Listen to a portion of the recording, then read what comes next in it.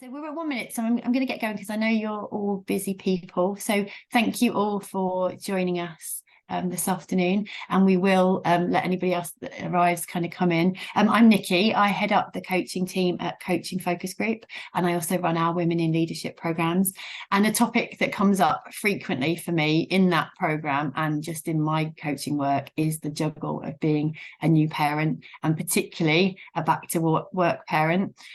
So I am delighted to welcome Lara and Ian today, who are going to spend the next 30 minutes talking to you about the topic, and we are going to have the opportunity for you to ask them some questions at the end. So we've put 15 minutes at the end of that session for some questions. If you do have any questions, please post them in the Q&A section and we'll pick those up and answer those at the end. And if you've got any comments, any thoughts, anything just resonates with you, then please do let us know in the chat. And I hope you enjoy the next 45 minutes.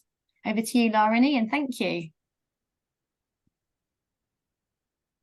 Well, welcome everybody. Absolutely great to be with you all here today to talk about this topic that's very close to mine and Ian's hearts.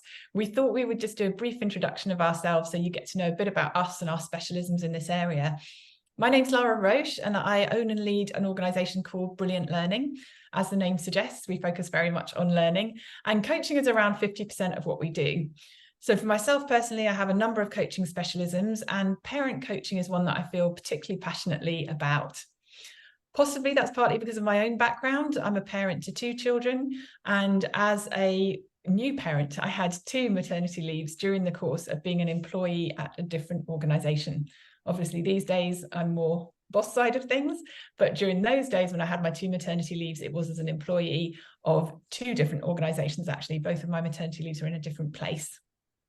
Ian. Hi, yeah, thank you. My name's Ian Dinwoodie. My business is called Inspiring Dads, and it kind of flows out of my own experience in many ways, although initially at the time when I first became a dad 13 years ago, then I wasn't necessarily thinking about coaching. I was working as a management consultant. I went to 4 days a week when Freya was born, and then when my wife Lisa went back to work after her 6 months of fully paid maternity leave, I had 2 weeks of statutory.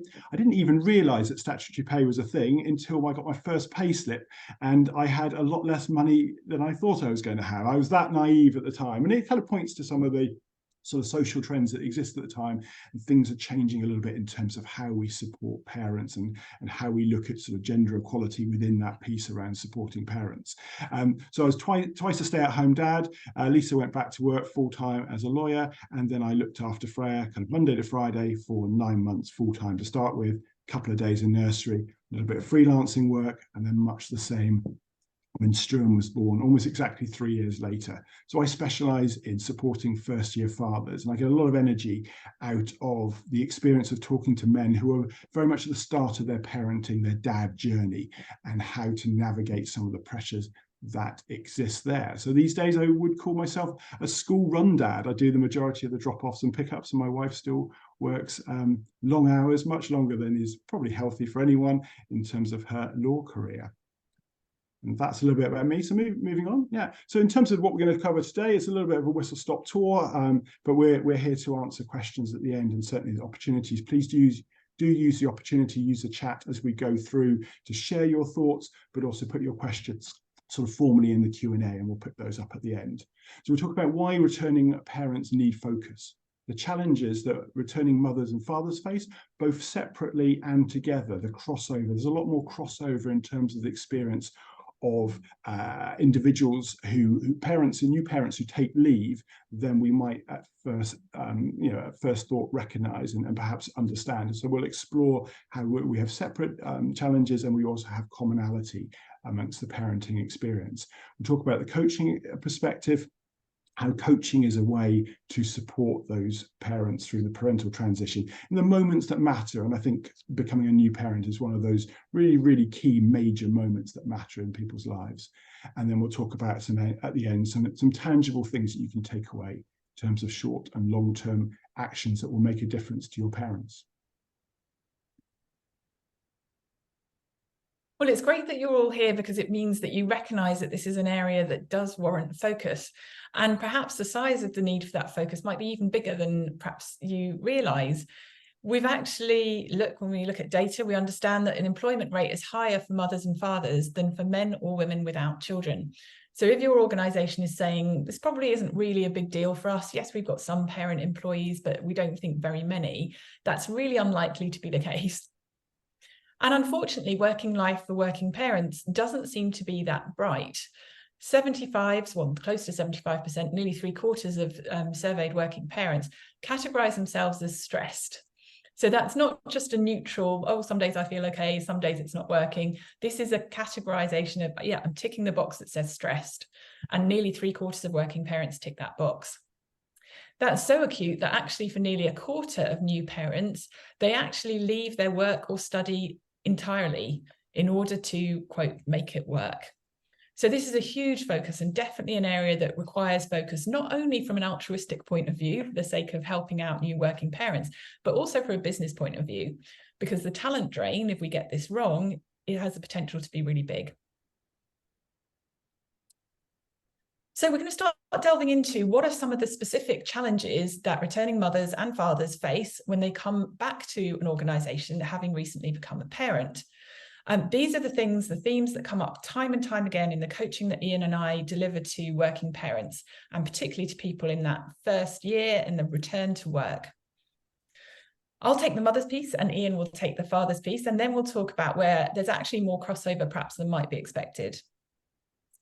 For women I coach in this space, often pre-maternity leave, pre-child arriving, actually talk about them feeling this differentiates them before the moment of birth and return to work, because obviously for them, pregnancy is visible. It's visible that they are going to become a working parent, whether or not they want it to be, perhaps to certain people. Because some of them have a fear of reduced opportunities in the future. Some of them fear being stereotyped. Some of them fear some of those lazy stereotypes about, oh, they're going to be focused on motherhood now and their career won't matter to them anymore. For women, a lot of that stereotyping will happen before the baby even arrives, because everyone is very visibly aware that that moment of transition is coming for them. And then for women, they are more likely to have a longer maternity leave than men. Thankfully, there's legislation in place now. There's trends that are moving towards it being more acceptable for men to have a longer parental leave period following the arrival of a baby. But still the norm is that it's more likely to be the woman who has the longer maternity leave. And that means that they can encounter huge changes on their return. They can find that they return to a different role altogether. They can find that there's been organizational restructures, and so the shape of the organization feels and looks different on their return. They can find change to policy processes, the way we do things around here, that they feel they're playing catch up on. And they can also find that their colleague set has completely changed, because a year is quite a long time in terms of people leaving and new people being hired. So much so that a lot of the women I talk to and coach post return to work use the words, it feels like I'm starting a new job. Some of those also, of course, are starting a new way of working. There's a significant proportion of women who, when they become mothers, move to a part-time contract. However, a lot of what we hear as coaches is that that doesn't necessarily mean part-time in terms of the actual workload, or certainly in terms of the stress. A lot of organizations offer up a part-time contract, but actually don't do as much as they should to reduce the size of the role to fit the new working hours. And as a result, can feel for new mothers like they're on a part-time contract, but still doing full-time hours. At the very least, they can certainly feel like colleagues can feel like it's totally acceptable to contact them and say on WhatsApp or something, I know it's your day off, but could I just ask you a quick question? Or could you just take a quick look over this thing that I've written? And so actually, that working life bleeds into time that they've reserved in order to be able to be full-time with their child in that non-working period. And a lot of this accumulates into that common term mum guilt. A lot of women talk about, well, now I've got work and I've got being a mother and I want to do a great job at both. And often I feel like I'm failing at both because I'm trying to be all things to all people and do two big roles really well, and I'm exhausted, I'm burnt out. Something particular that seems quite particular to mothers, unfortunately, is that they are often the default parent for contact. In the case of, for example, their child being ill, they're often the default parent for contact from a nursery or from a childcare provider, etc., even if sometimes I will coach some working mothers who've said we've even stipulated on our child's form that it's the dad who is going to be the default contact, and yet they're still contacted. I remember having a scenario exactly like this when my husband asked his boss and said, I'm going to need to be off today, my daughter's sick. And his exact words were, why can't your wife do it? Well, I'd actually been doing it for 2 days already by that point, which they didn't know. But also, why would it inevitably be me? We actually had jobs that were of a very similar level, similar requirements, similar levels of responsibility at that point. But the default assumption, unfortunately, societally, seems to be that the mother is the default parent. Ian, how about for dads? Yeah, I think that default parent, I mean, that story you have in terms of the default parent, I had much the same. I'm the default parent for school, for nursery, or used to be nursery. And there was one occasion my wife got phoned, and I made quite a big fuss, quite a big play of checking and saying, I want to double check with school, am I still the first parent? And they looked into it and they found out, yes, I absolutely was the first parent, and it was someone who was there as cover for the regular staff, and I was heavily involved in the PTA, so they knew who I was, and most of the time that worked really, really smoothly. Someone had come in and just assumed, oh, well, we'll just skip past the fact that they dad. And it points to this bigger kind of cultural piece around actually who's responsible and some of these assumptions, and we'll come on to some of those gendered assumptions in a minute. And please do sort of share in the chat if that is something you recognize from your own personal experience in terms of the assumptions around the role of mothers and fathers, both at work and within sort of domestic or sort of school spaces, nursery spaces. The challenges for returning fathers, there are a lot of them. There's a lot of crossover, which we'll come on into a little bit. But in particular, we have this sense of stereotyping. We have this sense of the role of what is a good man. Men feel it very acutely themselves as to what is my role as a dad. It's quite a strange kind of concept if we go back to sort of kind of the lead into the dad journey, certainly first time round, where for dads, it's often an immediate thing. Holding your baby is this immediate moment when you become a dad. You don't necessarily think about it in quite the same way. So in many ways, the dads or the prospective dads in your organization are perhaps slightly behind the curve in terms of where you might hope they would be and where I would hope as a coach they would be in terms of their thought process about what these challenges might look like as a dad, taking leave, potentially taking leave, returning from leave, and always that sense of actually helping dads to understand more about what's going on.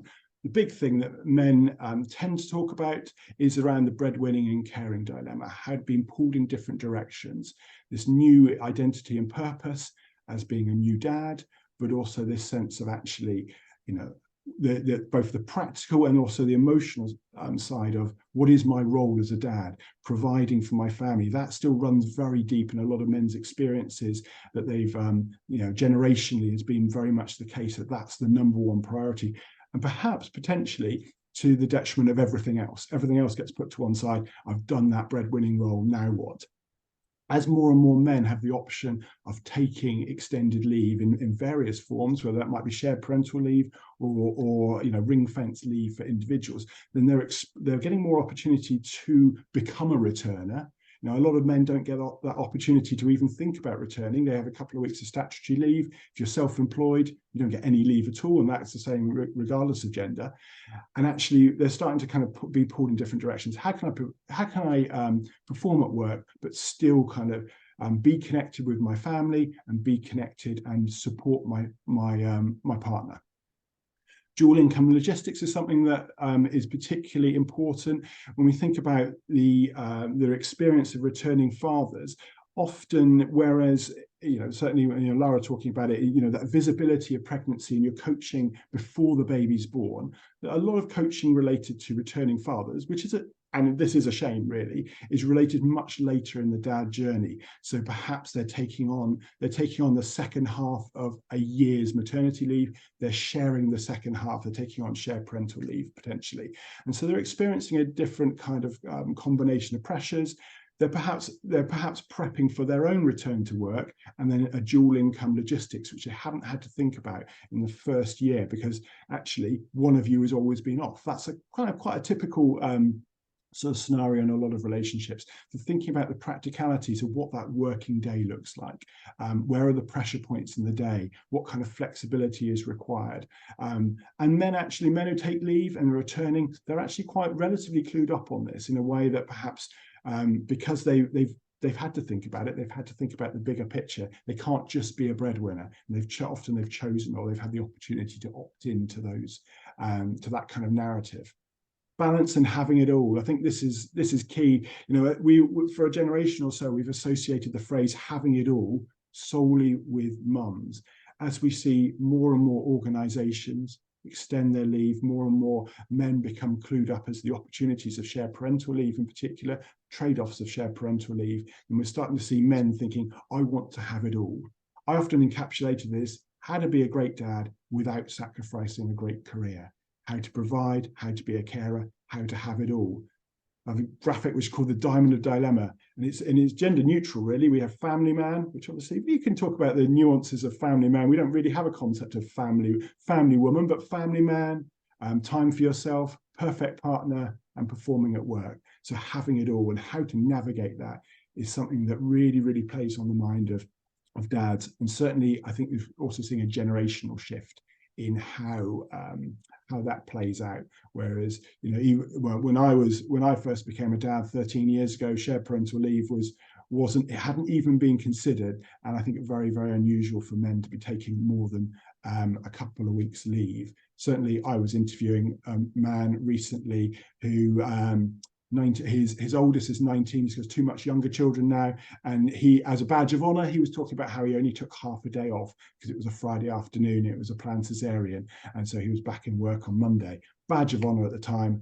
Things are moving on in a much more positive way, I think. So this is where opportunity to kind of share anything in the chat, any of your own personal experience and observations of what you've heard so far. So how much of this resonates you as a parent or a manager, colleague, or perhaps a friend? I mean, there are a lot of pressures out there. I know I saw Nicole in the participants list. Nicole specializes in sleep, and sleep something we haven't got time to get into today, but sleep is the big, we're talking about that 72% stress. A lot of it's to do with stress. A lot of it's to do with sleep related issues. So I think it's something that's really, really important to understand, but not a topic for today. Not in any great detail. So please do share in the chat if you've got any thoughts and observations. If you've got any particular questions about what we've covered so far, then please do put a question in, and we'll pick them up at the end. And in the meantime, Laura and I just sort of reflect on some of those kind of topics. I think that sense of stereotyping that you talked about, Laura, is really important. Is that it's very easy to make assumptions around, what commitment looks like for working parents, and commitment and how we look at that can be very different through a gendered sort of lens, I think.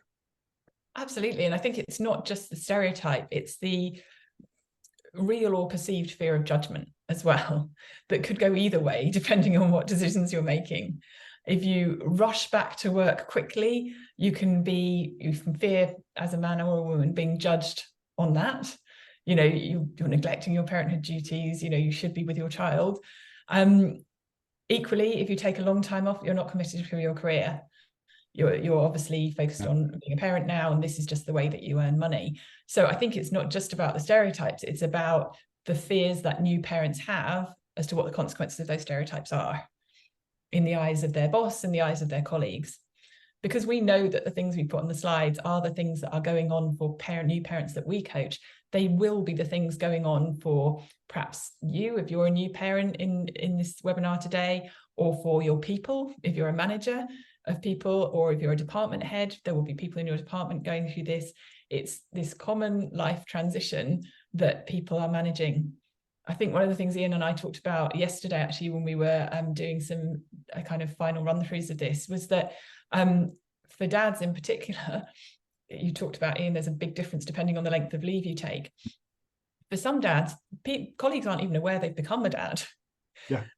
I used to head up HR, and I remember the amount of dads who'd say, someone would say, oh, you're looking tired. And they'd say, oh, yeah, that's because so-and-so isn't sleeping through the night. And, oh, gosh, you're a dad now. When did that happen? And so it might even be, particularly in the case of dads, a hidden need, not even something that people are aware of. Got some interesting things coming out in the chat here. Some interesting comments there. I think that I think the particular one around hang on, they're coming through thick and fast. So I think Alicia talks about the impact of premature births, and that men are using their paternity leave potentially while they're still in hospital settings and don't get that time. And 2 weeks can feel, if there's any kind of complications with in terms of the pregnancy process and pregnancy, birth, then that leave can go very, very quickly. And I think it's one of the things we'll touch on a little bit in a minute is that sense of actually sometimes the dads who don't take extended leave are the ones who really, really need support, and they're under the greatest degree of pressure. And often we associate, in my experience, coaching's often it's a support for men transitioning through leave, the process of leave. But for those men who don't take leave or can't take leave for whatever reason, they're under a lot of pressure and strain, and perhaps even more so.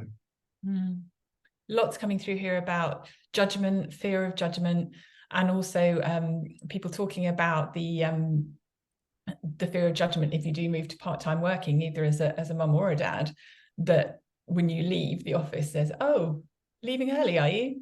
And you're leaving us to pick up the slack. And I certainly remember with one of my children, I shifted my hours. I was still doing the same hours as everyone else, but I was coming in crazy early, and no one knew. But I would have been sitting there for an hour and a half or 2 hours before they even walked in the door. But when I left at 4 to do a nursery pickup, the assumption was that I wasn't pulling my weight. So I think that fear of judgment can be really big. Yeah, I think absolutely. I think if we move into assumptions, I think we'll move on to the Evie, if we move on to the next slide about where these challenges we talked a little bit about gender assumptions already, and I think it's very easy. We make assumptions within our own relationships, and actually it takes quite a lot of sort of deep work in a partnership to understand, okay, well, how are we going to design this? It's, I hear time and time again around the frustration within relationships that we've slipped into gender norms, and actually perhaps a relationship that was very equal before children came along can sort of slip into gender norms related to the amount of leave that individuals take. And we start, if in a heterosexual relationship, if a woman takes 6 months of fully paid leave and the man doesn't have much option of taking leave, then a lot of those kind of assumptions about who's going to do what, both domestically in particular, I think come up, and we start to get into challenges around the mental load, who takes on the mental load, and what does that look like? I think one of the comments in the chat around whose career is sort of on the front and center at the moment, and also what do we assume? That sense that you talked about, Lara, it was assumed by your husband's boss that he couldn't possibly be take a step back for a day or so to be able to support his own children, and that because he was a man, there was no other necessary anything going on there. So those assumptions are really key. Understanding the assumptions that we hold about gender, and then what that means in terms of the bigger picture. I think until we see men as equally as likely to be caregivers and competent caregivers, then I think the cause of gender equality is affected in a particularly sort of detrimental way. That sense of assumptions flow into commitment. What does commitment look like? Am I committed? One of the reasons the BBC had a piece in July 2021. It was called the hidden barriers keeping men at work. And they looked at why men don't take paternity leave. And a lot of it is related to this sense of commitment. Men fear being seen as uncommitted at work. And actually understanding that that's a fear is really, really important to encourage men to take the opportunities that your business provide opportunities in terms of leave, and we can join the dots in terms of gender equality. But if men don't feel comfortable taking the leave they're entitled to, it becomes quite challenging. But understanding that actually men really do fear the impact on that breadwinning side of their responsibilities. Crucial role of line management. It's noticeable that when I first start coaching individuals, that one of the first things will say was they will talk about their line manager and they'll say something really, really positive, like my line manager's been brilliant, and they'll bring it up time and time again at the start of the process. Or, you know, my line manager you know, has children, really gets what I want to do. Or maybe they don't have children, but they get how important my leave is, and they're supporting my leave, and I feel like I'm okay to take it. It comes up again and again. Line managers are such a key part of the gatekeepers of between policy and desire from individuals. And I think that's regardless of gender as well. Challenges merging on mental health, sleep we've already sort of touched on, but in terms of mental health, certainly there's lots of research that indicates that taking parental leave is good for parents' mental health. It's good. Men who take mental health have better, who take parental leave have better mental health outcomes, because actually NCT found that in the first year of fatherhood, new dads are twice as likely to be depressed as the general male population. And we already know that we have some challenges around depression and men's mental health. So that's important to understand. So we've obviously talked about the size of the problem. We've talked about the size of the need for support from new working parents who are trying to make that new identity of being a parent work with their career. How can they make work and parenting work and do a great job at both? So there are immediate things you can do, either as an organisation or as an individual within an organisation, and there are medium and long-term things you can do as well. So we're going to move on to the so what piece now. What do we actually do about this? What can we do, given that we recognise the size of the need and we want to do something to support working parents better, perhaps, than we already are at the moment? Immediate actions that individuals or organisations can take. Organisations need strong parental leave options for mothers-to-be and for fathers-to-be. And around those strong parental leave options, they need to have the culture that says that these are truly supported, not just supported in terms of the policy document or in terms of the party line around here that we're supposed to say, but genuinely supported in culture, how it's talked about and how it's supported. Because otherwise, for example, as Ian talked about, in the case of the dad-to-be who wants to take a longer leave, but has those fears. I remember as head of HR in a previous organisation, I remember a dad coming to me, dad-to-be rather, coming to me to talk to me about that as an option. And he said, the thing is, I really want to do it. I don't want to be the first one. And that's the problem. No one wants to be the first one. And actually, he did take the brave step of doing it. And several more people did it after that because it was so much more easy. And because they'd seen that the organisation genuinely supported it rather than put it forward because of a legal requirement to do so. Similar around flexible working, make sure your organisation has flexible working policies, has flexible working practices, and truly is supportive of them rather than in word alone.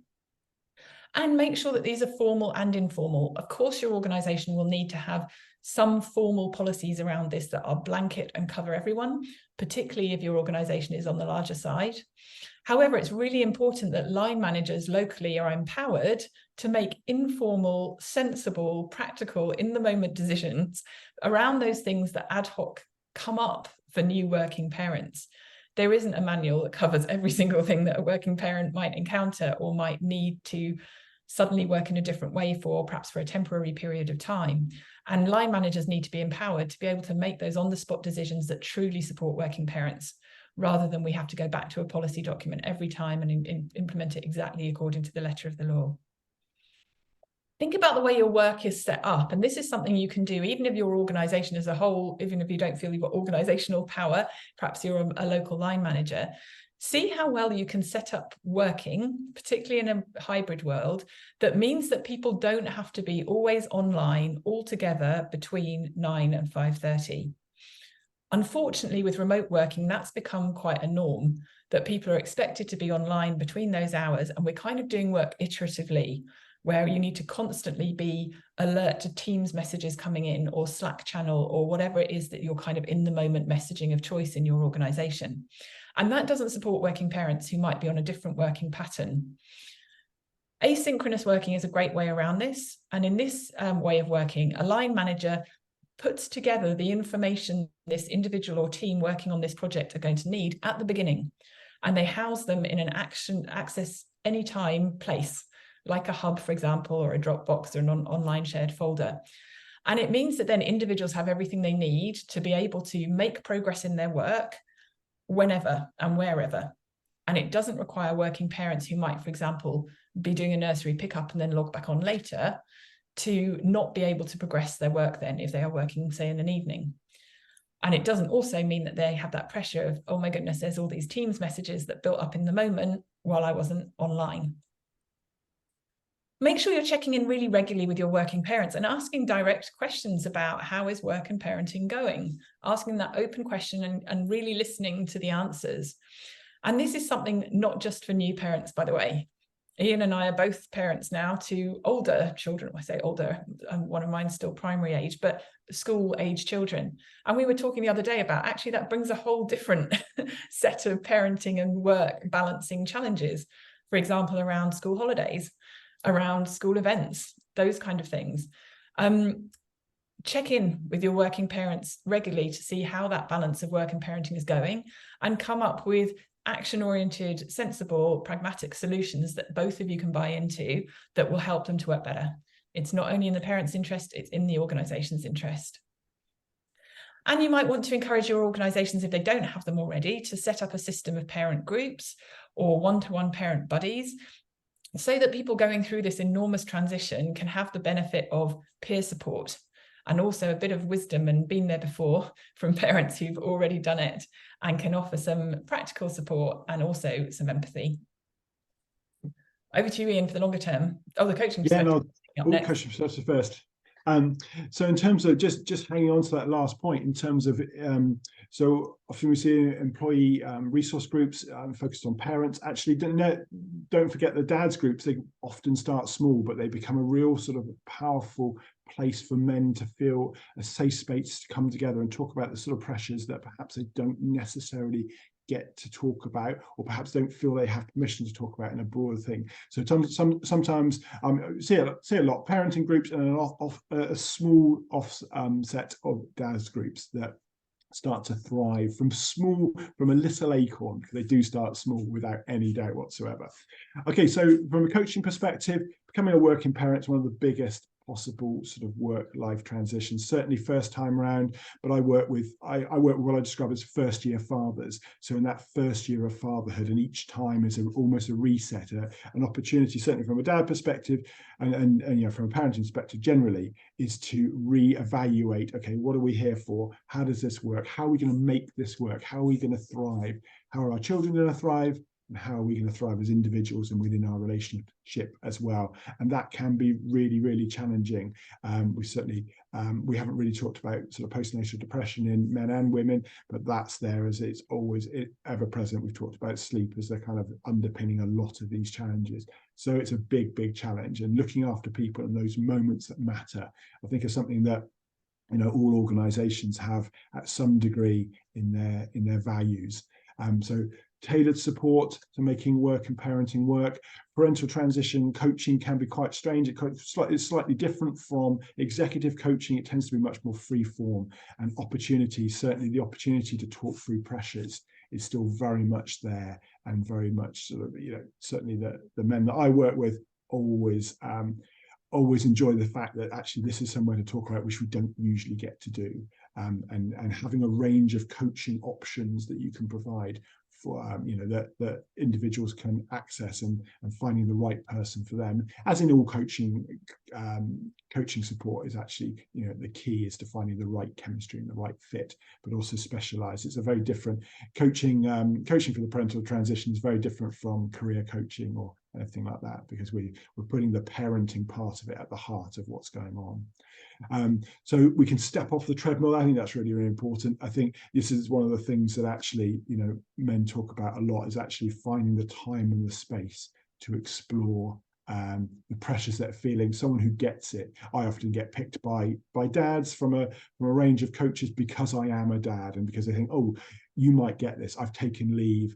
My partner works in is a high performing individual, and I sort of support that. And so I have this non-traditional role, but also quite a conventional backstory as a management consultant in the past. And that dad piece is often the thing that ties people together. So, and it's the same, that sense of actually, you understand, you get me, is a really, really important part of supporting new parents.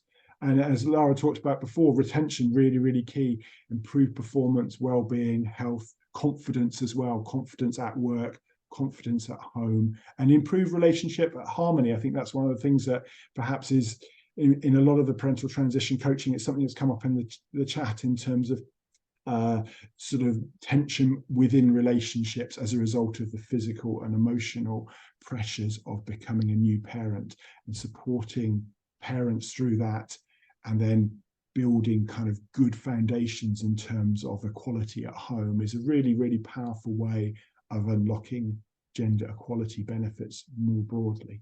So I think that's something to be very mindful of. That piece about the improved performance, I think, is super important.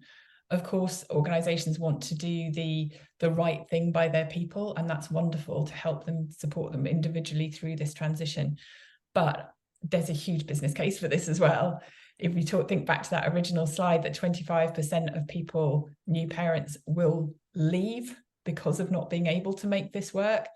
There's a huge benefit to making sure that parents are properly supported in your workplace. The talent drain is massive around new parents, or around parents opting out, not because they want to, but because they just can't make it work. So some investment in something like coaching that supports them also not only supports them in a practical way, but does a lot to demonstrate how the organization values them and how the organization wants them to be a long-term part of the organization's future. That's huge in terms of retention. So what about these longer term options then? What are the options if you want to truly support working parents, not only for their benefit, but for the benefit of your organization? We can't emphasize enough the value of offering a parent coach to new parents. That doesn't need to be for the entirety of their first year, for example. Even a few sessions targeted and focused and entirely tailored around this new parent can make a huge difference to the support that they feel in that transition and to their effectiveness at work quickly. What other ways can we recommend and can we help? Well, we at Coaching Focus, as well as providing parent coaching to new coaches, to new parents ourselves, also train internal coaches specifically in coaching parents. So I know a lot of organizations out there have their own internally trained coaches, their own internal group of coaches who have been trained up to coach other people, other colleagues in the organizations. Coaching parents, as Ian said, is a different specialism. There's a different rhythm to that. There's a different set of challenges that you need to be expert and adept at being able to explore with someone and gain insight and actions from. And so we're able at Coaching Focus to train your existing internal coaches specifically in the expertise of coaching returning parents. And there's also a line manager piece here that's important as well. Coaching aside, we're also able to help organizations to upskill their managers to support parents. We haven't talked too much about the manager side, but managers of new parents need support too. The amount of times that new managers or young managers came to me and said, so-and-so in my team has just announced that they're pregnant or that they're going to be a new dad. I don't know how to help them. Particularly younger people would say, oh, I'm 23, I'm not even thinking about having kids for a really long time yet, but this person in my team is going to go through that. And legally, I'm scared about what I can even say to them because I'm worried about making a legal misstep. But at the other end of the spectrum, I don't have the first clue how to actually support them and what that would look like as me supporting a working parent as a manager. So we're able to help bridge that gap and upskill your managers to be able to support the working parents in their team well, to the benefit of those employees, but also to the benefit of the organizations that they're part of. So thank you so much for participation during the chat that we've already seen. And it's now time to flip over to Q&A rather than the chat for any specific questions that you would like to ask Ian or I while everybody is still here and together. There's all sorts of different things we've covered. It's bound to raise questions in you. So feel free to use the Q&A section to be able to raise those with Ian and I while we're all still together. And while people do that, I'm just going to I'm just going to let my cat out, who has decided that now is exactly the time when the shut door is an issue. So give me 2 seconds, I should be back. There you go. Ian has fur babies as well as children. Okay, things that I can see coming through in the chat that feel important here. Resources, templates, if even people on these kind of webinars who've come here already curious about this topic, interested in this topic, are calling out for that kind of thing, you can imagine your managers and people within your organizations absolutely are as well. Nikki, I'm sure we have some elements that we can offer as follow-up. Do get in touch. You can see the contact details on the wall there, so feel free to scribble those down and send us any specific things that you're particularly keen to have following today. We've got a question. We've got a couple of questions. The first one from Emma, Lara, and you might know, I'm not so up on the detail of this. Is there research on the reasons people leave an organisation after parental leave? And I think certainly the numbers. I think there is research, but I'm not sure. Certainly there is on the female side of things. I don't think there is a bit of a gap in terms of research on the male side, but perhaps Laura or Nikki, you might know the answer to this in terms of the reasons. I presume it will be related to feeling unsupported and the pressures at home, but I'm not fully up to date. I've read pieces of, I'm not sure I'd necessarily call them research. I'm not necessarily talking about massive studies, but certainly anecdotal research, and also my experience as a coach of having coached numerous numbers of returning mothers, and lots of whom have unfortunately ended up leaving sometimes. Key reasons that I hear quite a lot in things that I read or things that are out there. Feeling a lack of confidence in childcare solutions. So sometimes people have picked a particular nursery or picked a particular nanny and it proves to be unreliable or something they're not confident with. And they say, I just can't focus at work while I'm worried about my child. That's one of them. Feeling alienated on returning. I thought I was coming back and actually it feels like I'm starting again. I feel like I don't fit in for some reason, or I haven't been. Somebody raised a really good point in the chat that caught my eye, that we actually need to kind of run induction again for returning parents because so much has changed. And when organizations have missed that step, the person feels like they don't belong anymore. And so they leave. The big one seems to be around that catch-all of I can't make it work. And usually that comes under some sort of an umbrella of managers, peers, culture, not getting it and not being supportive and making barriers towards this person not being able to make it work, be it really inflexible working policies or contractual hours, or just simply organization culture and attitudes that means that they don't feel that they can make this work. I wanted to, I was all up for balancing work and parenthood, and it just doesn't work. Usually those are because of organizational features or organizational culture and attitudes.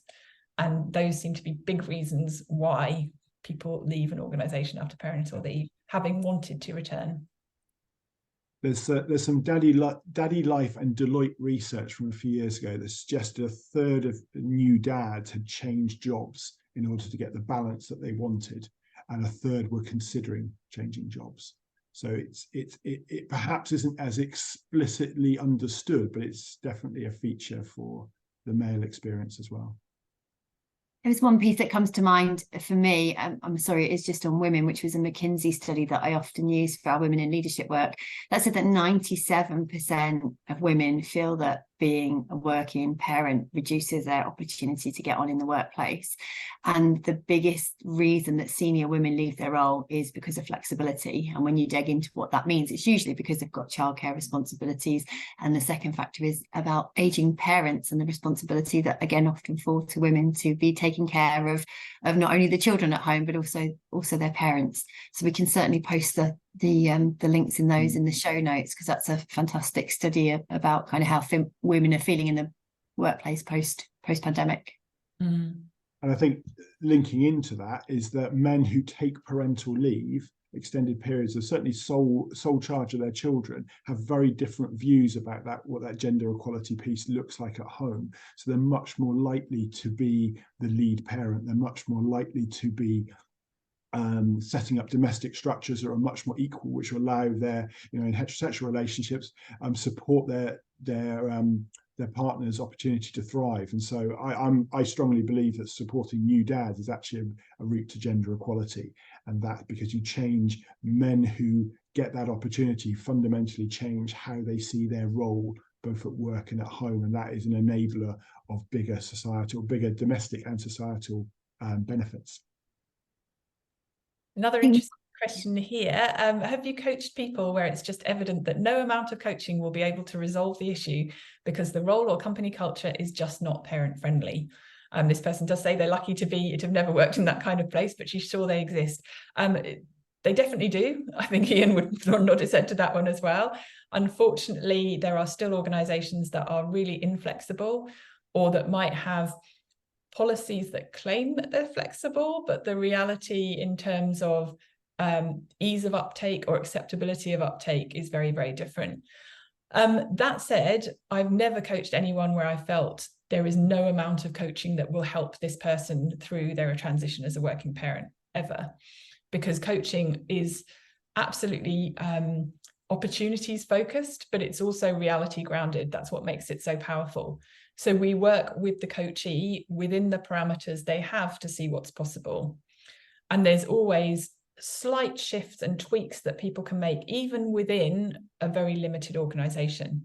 However, that organization still has to recognize that the likelihood of this person self-selecting out is significantly higher without those, because you do sometimes coach people who down the line say, it's shifted to an extent as a result of this coaching.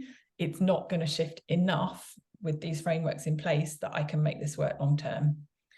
So there's a bit of a different balance answer. We can certainly make things a lot better and help support people to have that transition be smoother for them. But when the parameters are constricted by a company culture or the type of structure that an organization has, there is obviously going to be a similarly limited amount of flex and change you can make happen for that coachee. Yeah, I've heard complaints from say American financial services firms where very generous leave but no culture of flexible working or human-sized jobs, and so men complaining they can take 6 months of fully paid leave, but they're almost lifted up.